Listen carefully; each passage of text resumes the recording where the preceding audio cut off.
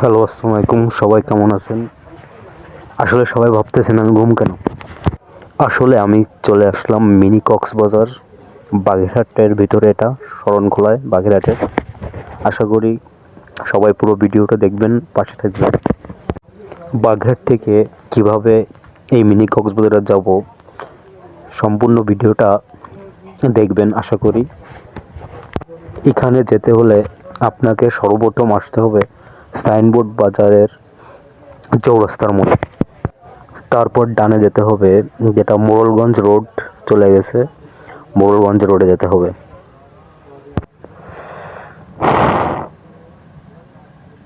আমতলা বাজার, তারপরে ফেরি পেরোতে হবে,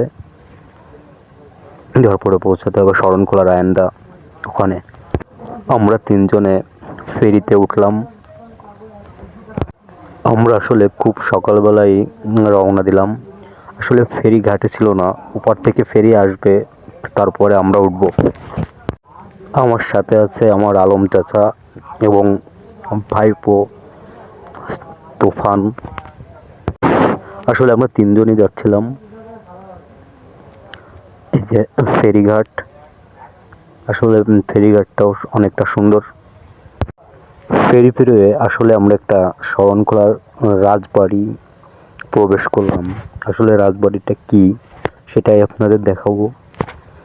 আসলে আমি কখনো যাইনি, প্রথম গেলাম। এই যে দেখেন একটা রাজবাড়ি। আসলে অনেকটা পথ ড্রাইভ করেছি, তাই একটু বিরতি, তাই রাজবাড়ির ভিতরে প্রবেশ করলাম। অনেক পুরাতন বাড়ি, এখানে আসলে কেউ থাকে না।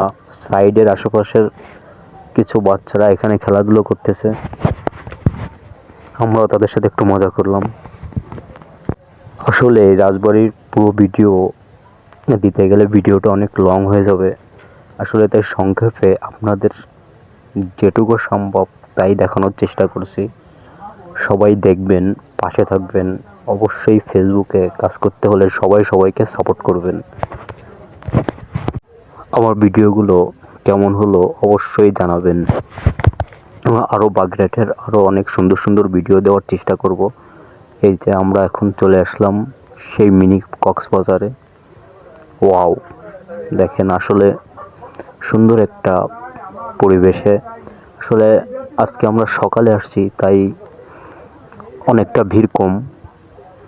এখানে বিকালবেলা আসলে প্রচুর পর্যটক থাকে, তাই আমরা সকালবেলা আসছি, তাই হয়তো এই জায়গাটা অনেকটা খালিই আছে। ওয়াও, দেখেন কতটা সুন্দর বসার জায়গা, তারপরে দোলনা, অনেক কিছু, ছবি তোলার জন্য লাভ প্লেস।